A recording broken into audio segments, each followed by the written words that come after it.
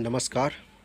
आज हम लोग पॉलिटी स्टार्ट कर रहे हैं, इंडियन पॉलिटी। उसमें से सबसे पहला चैप्टर है भारत का संवैधानिक विकास। जो भारत का संवैधानिक विकास है वो किस प्रकार से हुआ है, इसको आज हम लोग चालू कर रहे हैं, देख रहे हैं।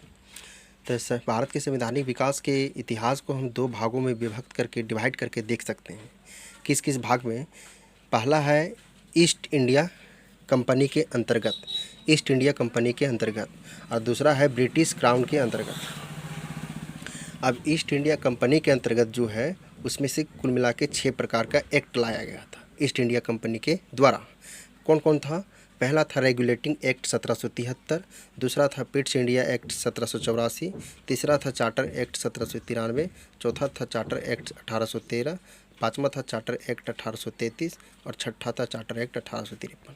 हम लोग देख रहे हैं कि 1773 से लेकर जो चालू हुआ था रेगुलेटिंग एक्ट से, हर 20-20 साल के अंतराल पर एक एक एक्ट लाया गया है। बीच में सिर्फ पिट्स इंडिया एक्ट जो है सो 1784 में लाया गया।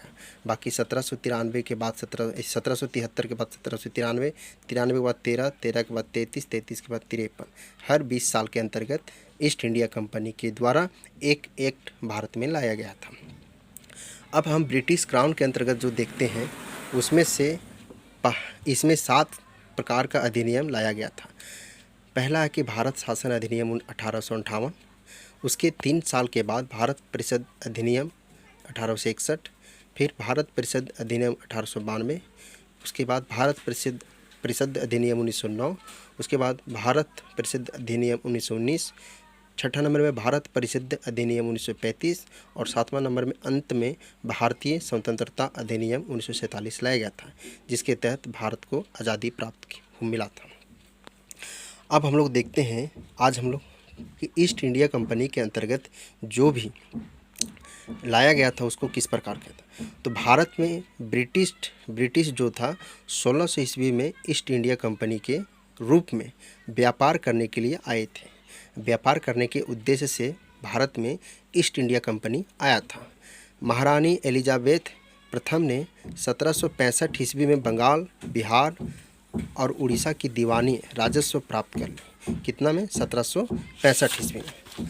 आगे हम लोग देखते हैं कि 1773 का रेगुलेटिंग एक्ट क्या है। 1773 का रेगुलेटिंग एक्ट क्या है?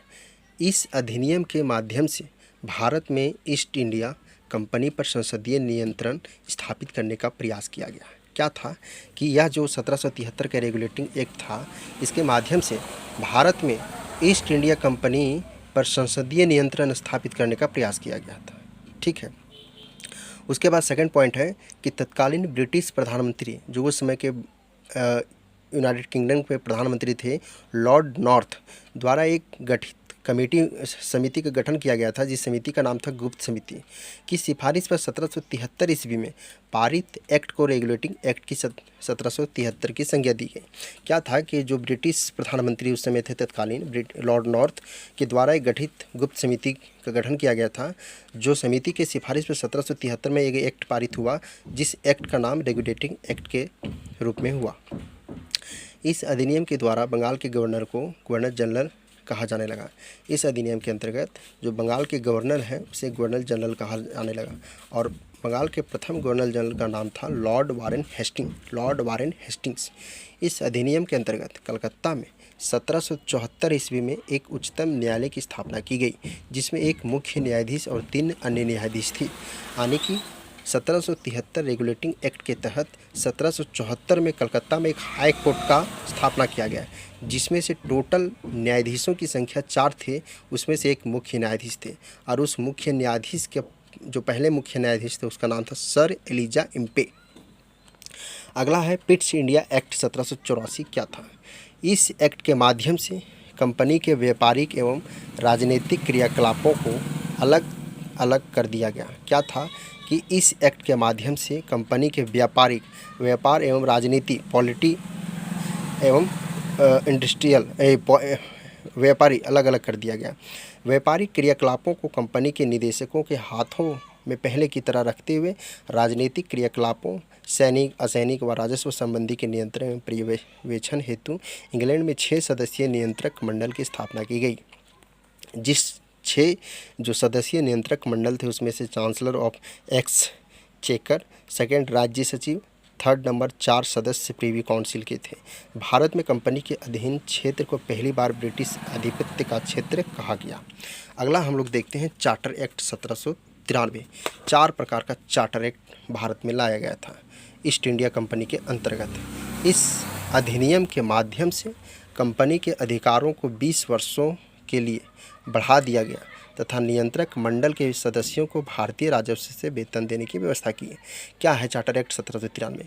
इसमें कहा गया कि जो भी कंपनी के अधिकार है उसको 20 साल के लिए बढ़ा दिया गया, 20 सालों के लिए बढ़ा दिया गया तथा नियंत्रक मंडल, जो यहाँ नियंत्रक मंडल बना था 6 सदस्य जो थे, उसका जो पैसा है भारतीय राजस्व से वेतन देने की व्यवस्था किया गया। ठीक है, तो चार्टर एक्ट 1793 क्या था कि कंपनी का अधिकार 20 वर्षों के लिए बढ़ गया और 6 सदस्य जो आए थे नियंत्रक मंडल के, उसमें से भारतीय राजस्व से उसको पैसा दिया जाने लगा। अगला है चार्टर एक्ट 1813। क्या था? तो भारत में कंपनी के व्यापारिक अधिकार को समाप्त करके कुछ प्रतिबंधों के साथ सभी अंग्रेज़ों को भारत से व्यापार करने की खुली छूट मिल गई। क्या था कि जो कंपनी का अधिकार था वो कुछ समाप्त कर दिया गया और अंग्रेज़ को भारत से व्यापार करने के लिए, ट्रेड करने के लिए खुली छूट मिल गई। उसके बाद था कि लेकिन चाय एवं चीन के साथ व्यापार पर एक अधिकार बना रहा। शिक्षा पर 1 लाख रुपए के वार्षिक धनराशि के व्यय का प्रावधान किया गया। भारत में ईसाई मिशनरियों को धर्म प्रचार की अनुमति दी गई। भारत में जो ईसाई मिशनरी थे, ठीक है, उस समय उसको धर्म प्रचार करने की अनुमति भी मिल गया। अगला है चार्टर एक्ट 1833 जो 20 साल के बाद फिर से आया। इसमें है कि बंगाल के गवर्नर जनरल को भारत का गवर्नर जनरल बना दिया गया, जिसमें सभी नागरिक एवं सैन्य शक्तियाँ निहित थी। क्या था कि जो बंगाल का गवर्नर जनरल था 1774 में जो बंगाल में बना था, ठीक है, उसको अब भारत का गवर्नर जनरल बना दिया गया, जिसमें सभी नागरिक एवं सैन्य शक्तियाँ उसमें निहित कर दिया गया था। लॉर्ड विलियम बेंटिंक भारत के प्रथम गवर्नर जनरल थे। लॉर्ड विलियम बेंटिंक भारत के प्रथम गवर्नर जनरल थे और सिविल सेवकों के चयन के लिए खुली प्रतियोगिता का आयोजन शुरू करने का प्रयास किया गया इसी में से, चार्टर एक्ट 1833 के अंतर्गत। और इसमें क्या था कि इसमें था कि गवर्नर जनरल को आयोग गठित करने का प्राधिकार दिया गया। गवर्नर जनरल को आयोग गठित करने, कोई भी आयोग बनता है, जैसे कि अभी वित्त आयोग है, ठीक है, उसी तरह से कुछ भी आयोग बनता था, उसमें जो सिलेक्ट करता था, बनाने का जो काम था वो गवर्नर जनरल के हाथ में दे दिया गया। 1834 ईस्वी में लॉर्ड मैकाले की अध्यक्षता में 4 सदस्यीय विधि आयोग का गठन किया गया। विधि आयोग का गठन किया गया। चाय और चीन के साथ व्यापार सहित पूर्णतः समाप्त कर दिया गया, जो कि 1813 चार्टर एक्ट तक चाय और चीन के साथ व्यापार करने का बात कहा गया था, इसमें पूर्णतः समाप्त कर दिया गया और दास प्रथा को 1843 में समाप्त कर दिया गया। लॉर्ड विलियम बेंटिंक के द्वारा दास प्रथा को समाप्त कर दिया। अगला चार्टर एक्ट 1853 में आया। इस अधिनियम के द्वारा विधायी कार्यों को प्रशासनिक कार्यों से पृथक करने की व्यवस्था की गई। क्या बोलता है कि विधायी कार्य को प्रशासनिक कार्य से अलग करने की व्यवस्था चार्टर एक्ट 1853 में किया गया। उसके बाद बोलता है कि विधि निर्माण हेतु, है ना, लॉ रिफॉर्म हेतु भारत के लिए एक अलग 12 सदस्यीय विधान परिषद की स्थापना की गई। उसके बाद नेक्स्ट पॉइंट, गवर्नर जनरल की परिषद में 6 नए सदस्यों में से 4 का चुनाव बंगाल, मद्रास, बम्बई और आगरा की स्थानीय प्रांतीय सरकारों द्वारा किया गया। क्या कहता है कि गवर्नर जनरल की परिषद में 6 नए सदस्य को जोड़ा गया, जिसमें से 4 का चुनाव जो है, एक बंगाल से, दूसरा मद्रास वर्तमान में चेन्नई, तीसरा बम्बई से, मुंबई और अभी आगरा जो उत्तर प्रदेश की एक शहर आगरा है, स्थानीय प्रांतीय सरकारों द्वारा किया जाता था। बंगाल के प्रशासनिक कार्यों के लिए एक पृथक लेफ्टिनेंट गवर्नर नियुक्त किया गया। ठीक है, बंगाल के प्रशासनिक कार्य के लिए अलग से उसके पृथक लेफ्टिनेंट गवर्नर नियुक्त किया गया। उसके बाद कहता है कि विधि सदस्य को गवर्नर जनरल की परिषद का पूर्ण सदस्य बना दिया। जो विधि सदस्य था उसको गवर्नर जनरल की परिषद का पूर्ण सदस्य बना दिया गया। कंपनी के कर्मचारी की नियुक्ति के लिए सीधी भर्ती के स्थान पर प्रतियोगी परीक्षाओं को आधार बनाया गया। जो पहले सीधा नियुक्त हो जाता था, सीधे भर्ती होती थी, उसमें अब एग्ज़ाम का रूल अपनाया गया। अगला है जो अंग्रेज़ों के द्वारा लाया गया था, भारत शासन अधिनियम 1858। इसमें क्या कहता है कि अगला है, इसमें भारत शासन अधिनियम 1858 के अंतर्गत क्या था कि भारत का शासन सीधे महारानी विक्टोरिया के अधीन चला गया। ठीक है, जो शासन व्यवस्था कंपनी के अधीन था, ईस्ट इंडिया कंपनी के अधीन, जो कंपनी के अधीन था, वो शासन व्यवस्था सीधे महारानी विक्टोरिया के अधीन चला गया। गवर्नर जनरल का नाम बदलकर भारत का वाइसराय कर दिया गया। देखिए, भारत का जो गवर्नर जनरल था उसका नाम बदल करके भारत का वाइसराय कर दिया गया। भारत के राज्य सचिव का पद सृजन किया गया। राज्य सचिव लॉर्ड कैनिंग भारत के प्रथम वाइसराय बने। भारत का प्रथम गवर्नर जनरल बने थे लॉर्ड विलियम बेंटिंग और भारत का प्रथम वाइसराय बने लॉर्ड कैनिंग। 1 नवंबर 1858 को ब्रिटिश महारानी की घोषणा को भारतीय शिक्षित वर्ग ने अपने अधिकारों का मैग्ना कार्टा कहा। बहुत इंपॉर्टेंट क्वेश्चन है। अगला है भारत परिषद अधिनियम 1861। इसमें गवर्नर जनरल को अध्यादेश जारी करने की शक्ति दी गई।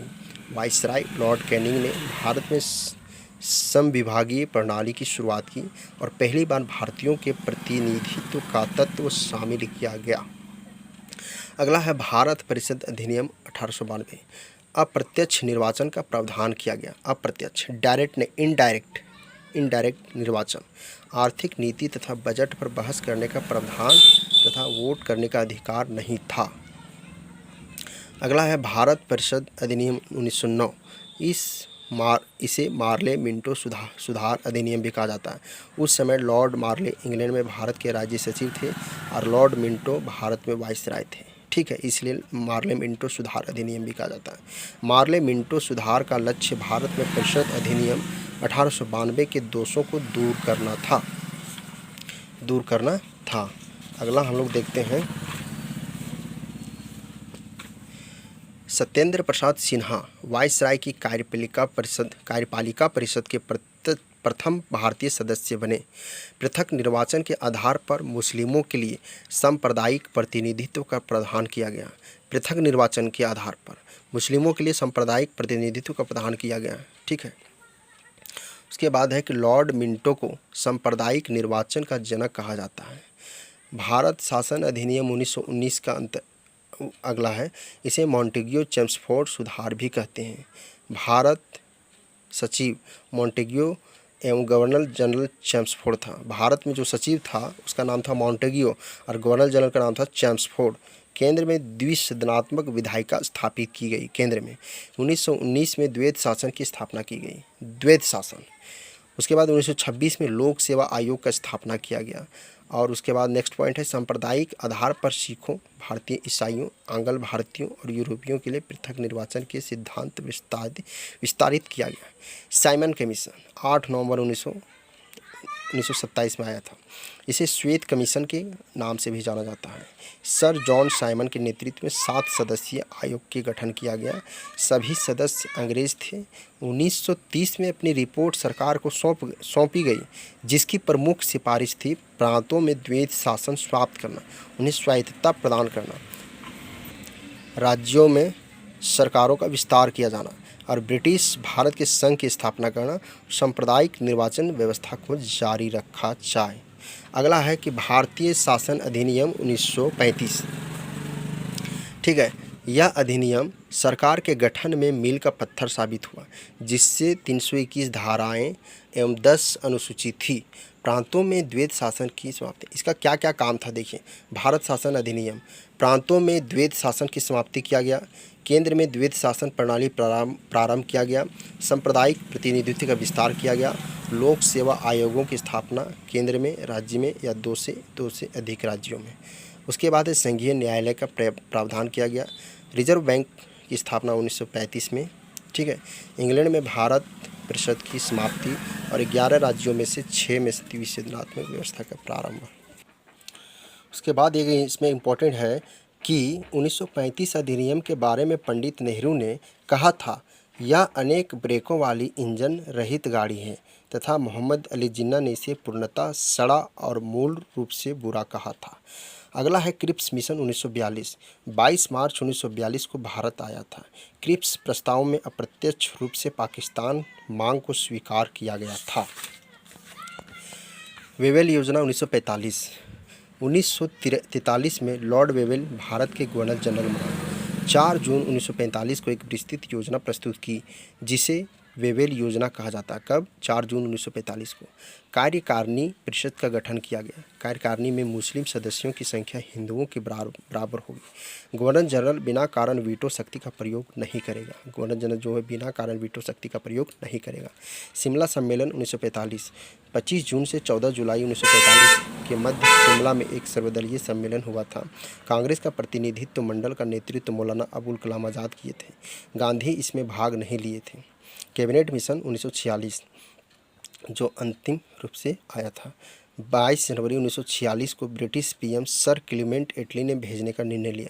सदस्य इसमें 3 थे, sir Stafford Cripps, AB Alexander और पैथिक लॉरेंस। मिशन के अध्यक्ष पैथिक लॉरेंस थे। इसमें देता है क्वेश्चन कि कैबिनेट मिशन में कौन सा इसमें से सदस्य नहीं थे, तो सर स्टेफर्ड क्रिप्स थे, एबी अलेक्जेंडर थे, पैथिक लॉरेंस थे। मिशन के अध्यक्ष भी पैथिक लॉरेंस थे। उसके बाद देखिए संविधान सभा में कुल सदस्य थे 389, जिसमें से 292 ब्रिटिश प्रांत से थे, 93 देसी रियासत से थे और 4 चीफ कमीशन क्षेत्र। संविधान सभा में महिला सदस्य 15 थी, अनुसूचित जाति से 26, अनुसूचित जनजाति से एसटी से 33 थे। महात्मा गांधी के अनुसार ब्रिटिश सरकार द्वारा प्रस्तुत की जा सकने वाली सर्वश्रेष्ठ योजना थी। जय हिंद।